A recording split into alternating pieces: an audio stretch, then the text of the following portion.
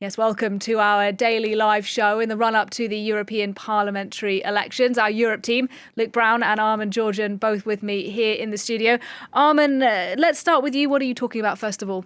Hi, Nadia. Well, we're going to start with a police search at the European Parliament, raids happening in Brussels and in Strasbourg, Belgian authorities saying that this is connected to suspected Russian interference, and they've mentioned an employee of the European Parliament saying that that person in question, they believe, played a significant role in an alleged Russian influence operation in which MEPs were purportedly approached to promote Russian narratives via the Voice of Europe website. Well, mainstream political parties are concerned about the impact of such narratives on this EU election, especially when it comes to voters' support for what the EU is doing to help Ukraine. Here's Belgian Prime Minister Alexander De Croo talking previously about disinformation in this election. Disinformation is quite distinct from fake news. It is a deliberate effort organised by foreign powers with a single objective: to destabilise a society. What we are discussing here is not about individuals posting something provocative on social media. It goes beyond that. It involves individuals receiving funds to play a role. The Belgian Prime Minister speaking there. Well, Luke Brown with us in the studio for Everyday Europe, and he's looking very fine today because he's wearing lots of glitter. Now, Luke, you're going to explain to us why it is that you're wearing glitter, because I understand glitter and the EU not completely compatible, is that right? Yeah, it's not just because it's my last chronique of the week, but there are actual reasons for this. Thanks to the sterling efforts of Leia in makeup. As you can see, I'm still wearing a glittery makeup. Yes, you look wonderful. It is still possible in the EU, but from now on it has to be biodegradable. That's because glitter and other microplastics, as we know, they're a health hazard and an environmental hazard. They can end up in the oceans, in our bodies. Last autumn, the EU banned from sale cosmetics which intentionally contain microbeads and loose glitter that is non-biodegradable. That is, they have to be, if they're smaller than 5 millimeters and resist degradation. So these include cosmetics, toys, detergents, and including the infill for synthetic sports pitches. This is part of the EU's Zero Pollution Action Plan, which by 2030 wants to reduce microplastics by 30%. The main problem is that there are 42,000 tons of these intentionally added microplastics released into the environment each year. Now, there is a bit of a nuance there. So the unintentional release of microplastics is also extremely harmful, actually a bigger problem, 1.8 million tons released each year from sources such as paint and the abrasion of car tyres, for example. And for the moment, the EU does not necessarily have any legislation on that front, but it says it is working on them. So for people who love glitter, Luke, what's the alternative? Well, people in the studio who love glitter, for myself, for example, my children, there are greener alternatives available in the EU, and they are already available. This very small jar, little bottle, has some. Some can be made from eucalyptus, for example, and they degrade in a couple of months, meaning they are okay from the EU perspective. The impact is hopefully from Brussels' perspective also to go beyond the EU. The ban will apply to imports to the EU from outside that would force non-EU companies to comply. A lot of cosmetics companies are, of course, based in the US or in the UK, for example, and that could potentially reduce microplastics pollution worldwide. All right, Luke Brown, thank you very much indeed. And as I say, looking very lovely for your last intervention of the week. Thank you. So the EU has the power to make our future less glittery, and it has also passed all kinds of regulations that affect our lives. The European Parliament plays a crucial role in that regulatory process. This explainer from Sophie Samai, Luke Brown here, and Lauren Bain. In the two hemicycles of Brussels and Strasbourg, 720 MEPs are elected for 5 years, and they vote on laws affecting life across the EU. These are called EU regulations and directives. The European Parliament doesn't have the power to propose new laws. That's the responsibility of the European Commission. But the Parliament does have a crucial role in shaping new laws, known as the ordinary legislative procedure, giving it equal footing with the Council.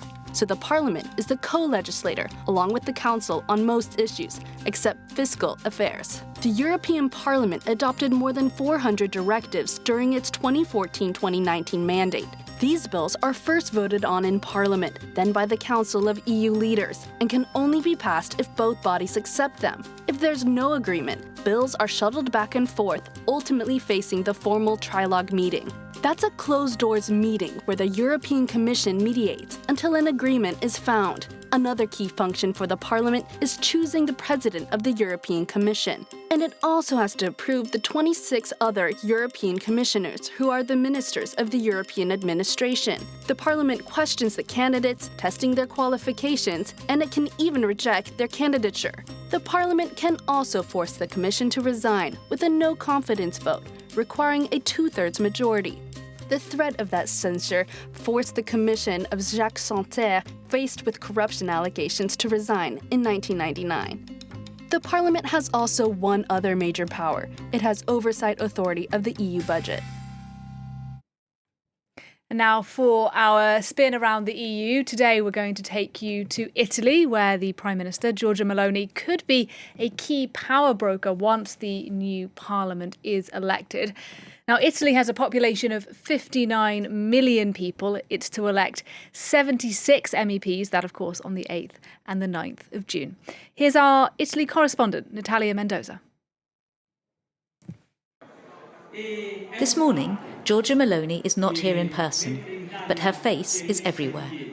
As head of the government, but also as the leading candidate for the right-wing nationalist party, Brothers of Italy. However, other candidates from her party are appearing on stage. We want to defend our identity, we want a Europe for the people, and we want to carry this message to Brussels with this team of candidates. Italy will be voting for 76 European deputies in this election. The country has to deal with a constant stream of migrants, and immigration is therefore a major campaign theme. On one side is the Democratic Party, that advocates welcoming the refugees, and on the other, the Brothers of Italy, Giorgia Meloni's far-right nationalist party, which came to power on the back of an anti-immigration campaign. Should they be elected, these candidates will join the European Conservatives and Reformists group at the European Parliament. Our borders must be defended. We have to stop illegal immigrants from entering Europe. That's why we must make agreements with North African countries like Tunisia or Egypt. There are a lot of economic migrants and illegal immigrants who come here, and our country cannot take them all on its own. We have to take control of the situation. Giorgia Meloni, who has consolidated support from her neighbours through the European Pact on Migration, now wants, above all, to take control of her own political future. The principal challenge of these elections is the consolidation of Giorgia Meloni's leadership. She wants validation from the voters after more than a year and a half in government. A government that has limited the support given to associations working with immigrants. Today, Pietro Bartolo, candidate for the centre-left Democratic Party, the country's second largest political party, is speaking at this training centre for asylum seekers in Sicily. Immigration is enriching. It's an opportunity. Here we have few young adults, and due to bad governments, our young ones are leaving, forced out by the lack of opportunities. He then goes on to a meeting with locals from the town of Marsala, to the west of Sicily.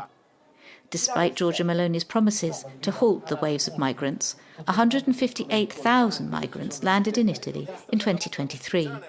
A 50% increase on the previous year. We cannot stop people migrating. There's no way to do that.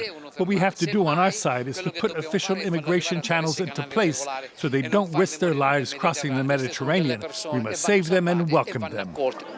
Immigration, a central theme here in Italy, as the party that wins the most seats will be able to have an influence on European politics. And that's a wrap for today's Europe Votes. Luke Brown, Armin Georgian, thank you both very much indeed.